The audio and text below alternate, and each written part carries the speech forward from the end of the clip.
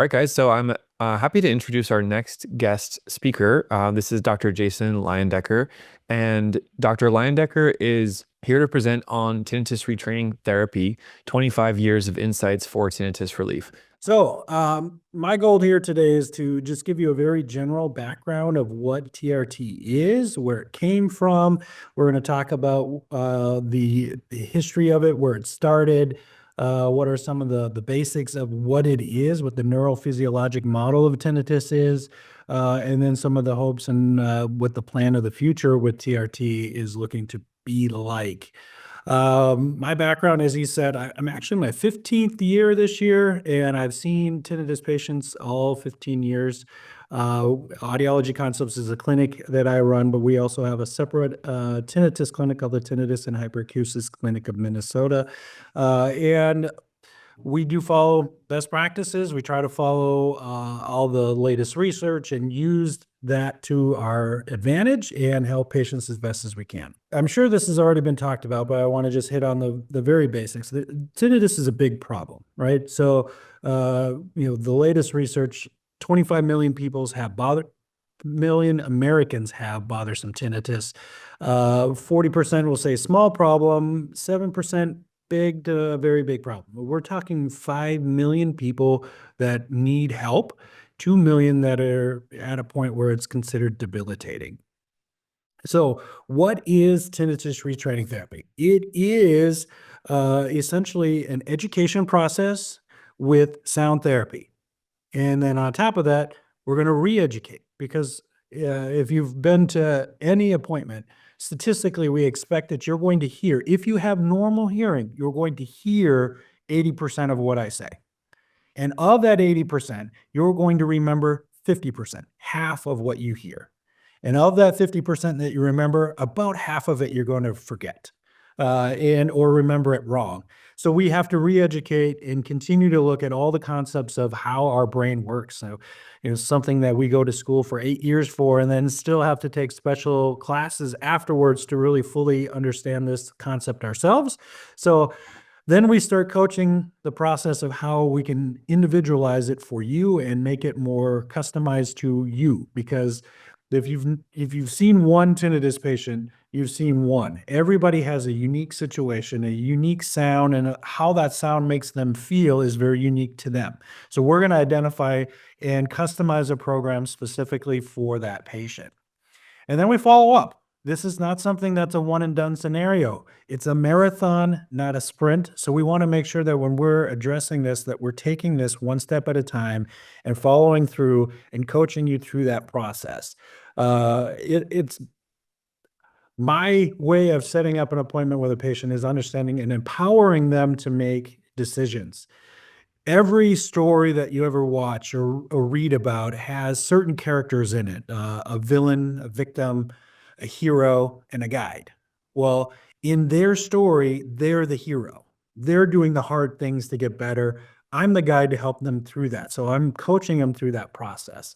The history of TRT, where it started, early on, back in the 80s, Jack Vernon was probably the pioneer of the world of tinnitus, and he was doing some early on research and helping get the American Tinnitus Association going, but the focus was fairly limited at that point. There wasn't a ton of research out there. Dr. Jastreboff came around in 1983, the year I was born, and started looking at this area of how can your brain get used to something if it doesn't hear it?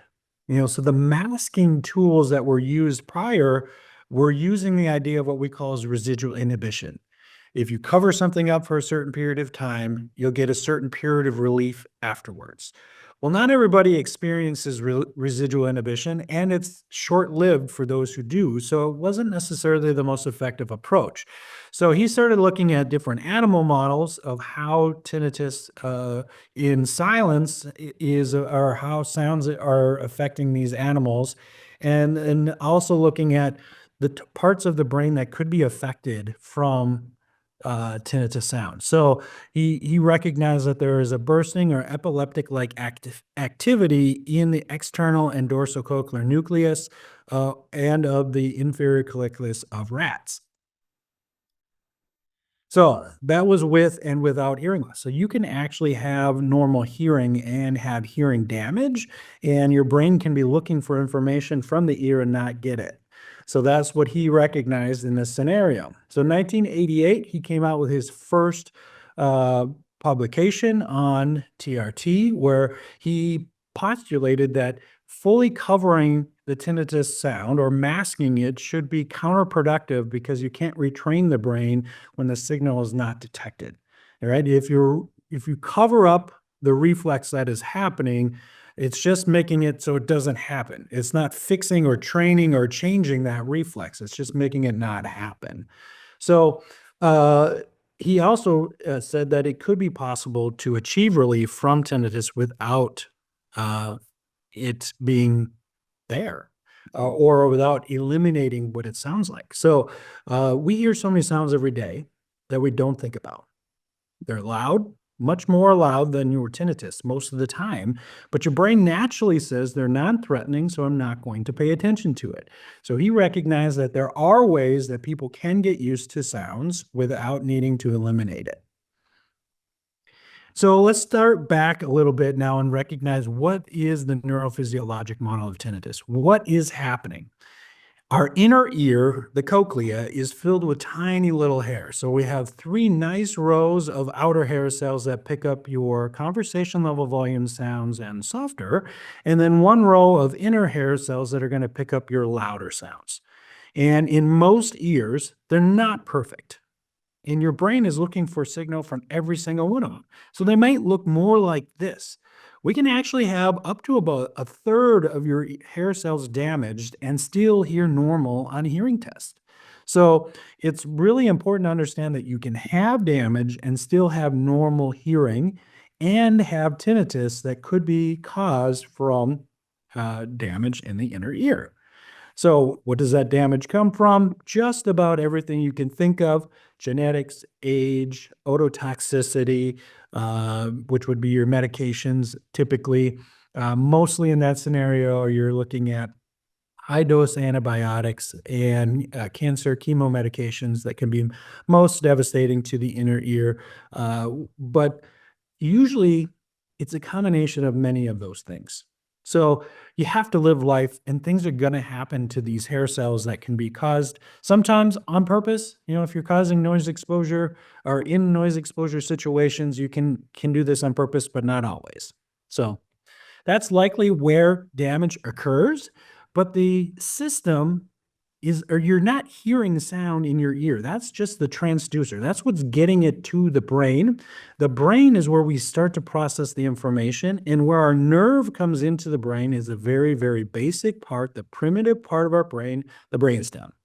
So, particularly where we've noticed where tinnitus is coming from is likely the dorsocochlear nucleus. So this is where we start to localize sound. This is also where your heartbeat comes from. All the involuntary parts of your body are regulated in your brainstem. You can't think about them and make them change. So the likelihood why we can't cure tinnitus today is that if the tinnitus is generated in the dorsocochlear nucleus, and that's the area your heartbeat comes from, we can't live without it, we can't cut it out, and we can't change it. So that's unfortunately why it's there. But some of the statistics out there I've seen are 50 million people really have tinnitus. Maybe upwards of 70 million people I've heard at one point could have tinnitus, but only 3 to 5 million are actually seeking help for it. So if those people have it and don't care, is their tinnitus generated in the same spot? Likely yes. So it's not that it's generated there that makes it bad. What really makes it bad is the pathway through your brainstem where all sounds have to travel that cause this to happen. And there are primary spots that are really important when it comes to your tinnitus.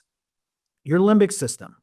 So this is, again, is still subconscious. You can't think about it and change, but your limbic system is your emotional center. Your brain is coding every single sound you hear is either positive, negative, or neutral before you know what it is.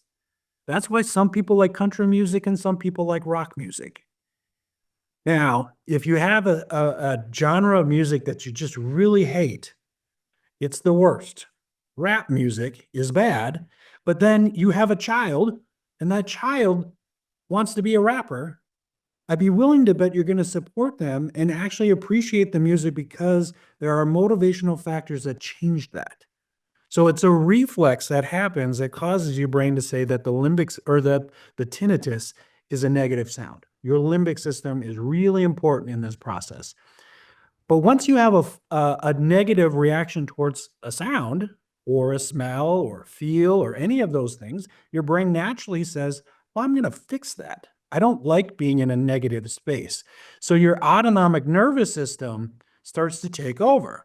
So this is probably the most popular slide that Dr. Jaspoff created. I've just modernized it a little bit.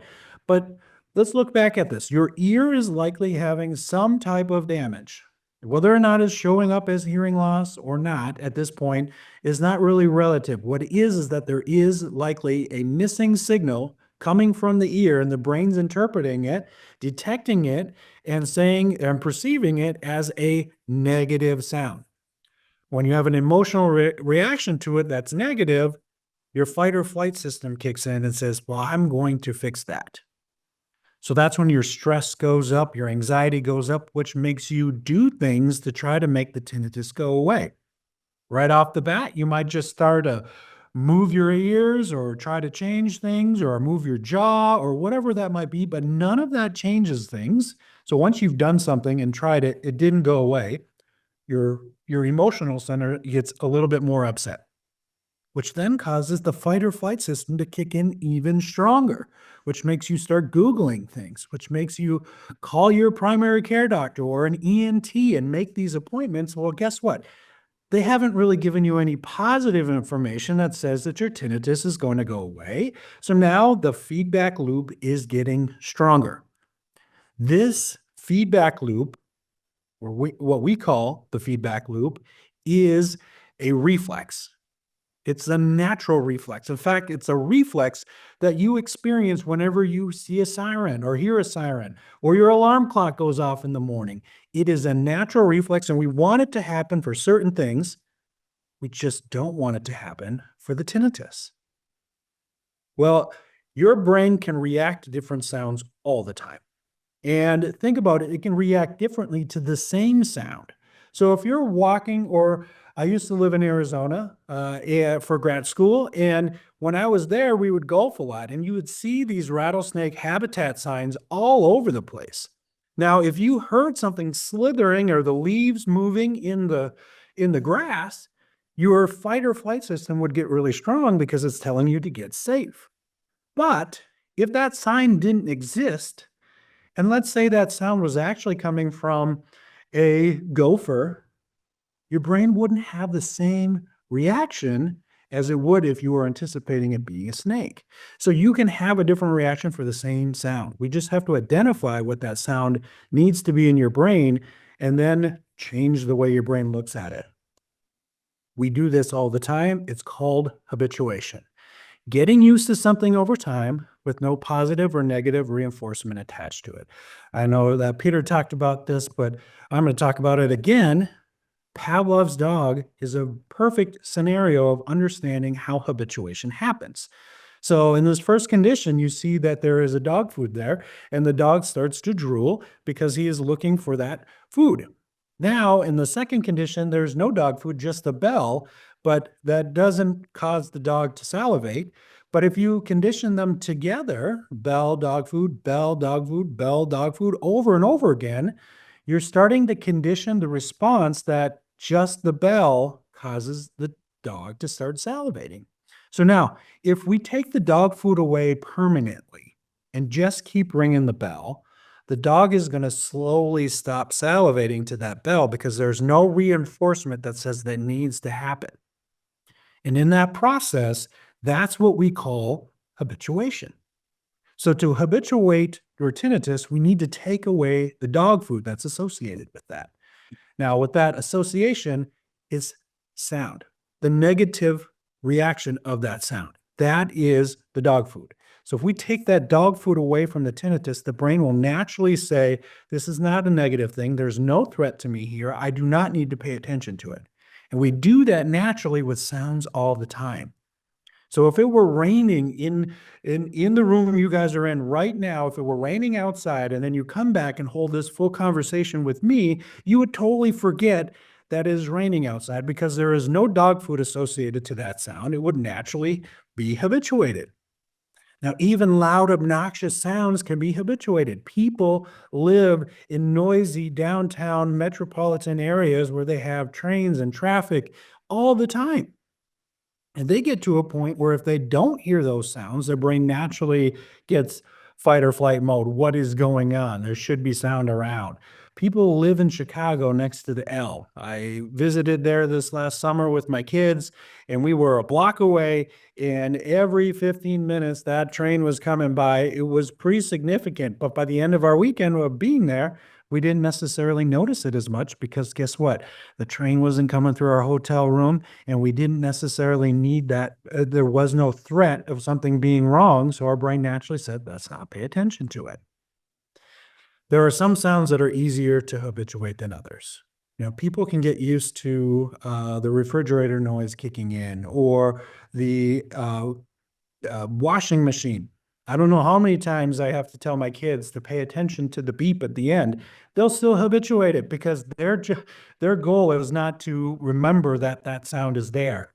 In Minnesota, we have something fairly unique. Every Wednesday, the first Wednesday of every month at 1 o'clock, there is a tornado siren test. So everywhere you go in the state, it will go off every month, the first Wednesday of the month. Whenever I get a new student in the office or patients from out of town, it's really interesting when they first hear that at 1 o'clock, what their reaction is like, because it is designed to cause the same feedback loop, and they're looking to get to safety. For those who live there and experience it every month, their brain is naturally habituated. They might have one feedback loop to address that this is something that is normal, it should be there, and then their brain naturally tunes it back out again. So how do we do this with TRT? The primary things that we're working on are sound therapy. And when we're using sound therapy, we want to be very clear about what sound therapy is supposed to do. It should not try to cover your tinnitus. It should be a sound that your brain naturally habituates to. No dog food attached to it. So rule number one of tinnitus retraining therapy is the sound must be comfortable and you must forget that it exists. So almost always when I see people who have tried this on their own without the knowledge of going through this, they're using the sound a little too loud. So their brain starts to use a negative sound to try to manage a negative sound, and that's not an effective approach. The sound should be something your brain forgets about after 3 or 4 minutes of being there, but it needs to be there consistently all the time. To change a reflex, the most important thing you do is be consistent with that sound. And that is because that's what we use for neuroplasticity. Your brain's ability to adapt happens because of the consistency that is associated to it. So where we want to find our mixing point, think about the left top is your tinnitus in a quiet situation where it is most prominent and your brain is naturally saying this is a bad sound. The primary way people try to protect themselves, and it's completely natural, is let's cover it up. Let's put a noise on that I don't care about that's going to cover up the sound. But unfortunately, doing that does not change the reflex that's already associated to the sound. So we need to use the sound, but at a level what we call is the mixing zone. Audible, but not annoying. It needs to be in that zone where your brain can tune it out after a couple minutes of it being there. Some sounds are easier to do that than others, and that's part of the customization process of what TRT is. So devices that do that, a hearing aid. Today's hearing aids have white noise machines built into them, which would be considered a combination unit. Sound generator, you can still get sound generators that are ear level that are not hearing aids. They don't get used very often, but they can be used. And then there are tabletop units as well. You can use a sound machine at home. You can use an app on your phone. The primary thing that I would tell you is get something that sounds good. You want a good sound quality to it because that hits the limbic system in a more positive manner than something that doesn't have a good speaker to it. Counseling. There are still tools that are necessary for those who are pretty stressed out about their tinnitus. And using that model, and as Peter had talked about, is very, very effective at working in tandem with sound therapy. And then what we do is also coach you through. So what you would expect in our office, especially, is I would see you every 3 months, and in those 3 months, I would have you fill out questionnaires. We use the TFI and the TRQ, and in those scenarios, I'm going to look at the sub categories of where your tinnitus is bothering you the most, and then we're going to address that. We're going to coach you through that and help come up with ways to manage those situations better. So, what are we going to do going forward with TRT? Let's start using the concepts of the neurophysiologic model with other tools. I think it's already being done with the bimodal neuromodulation device, such as Linear. I will hold this title. I was the first to fit it clinically in the United States just by maybe an hour. Was one of the first providers to be able to fit it. But what we also are finding that the device is not nearly as effective if they don't understand what the neurophysiologic model of tinnitus is and how does that affect things. It's been very effective for our clinic. If we don't educate ahead of time, the tool is not nearly as effective.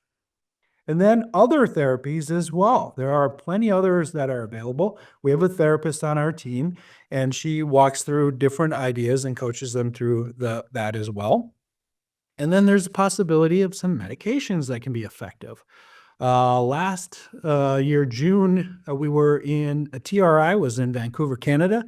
Dr. Dirk de Ritter gave a great lecture on what the future looks like, and he thinks a cocktail of sound therapy, education, and medication could all work together to be the most effective approach for tinnitus management.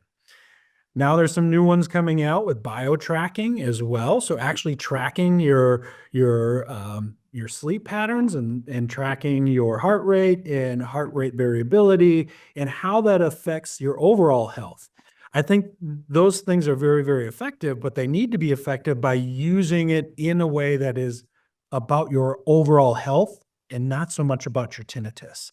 Because if you're using it specifically for your tinnitus, and your tinnitus doesn't change in volume and it doesn't change in pitch, you tend to continue to have that feedback loop. So using them, but using them in a way that is about overall health can be very, very effective. And then modernizing the treatment approach and the trainings. I'm working with Dr. Jastreboff right now to transition. He's I think 82 years old and looking to take a scale back a little bit. So I'm helping him work through that and transitioning some of the training program to me. And then we'll work on continuing to educate tinnitus providers all over the world. Hey, it's Dr. Ben Thompson with Treble Health. If you'd like to book a free consultation with a doctor from my team, all you have to do is click the link on the screen right there. Your brain health is important, your hearing is important, and tinnitus is treatable. So reach out to us right here to create a personalized plan for your treatment. Thanks so much, and we'll see you in the next video.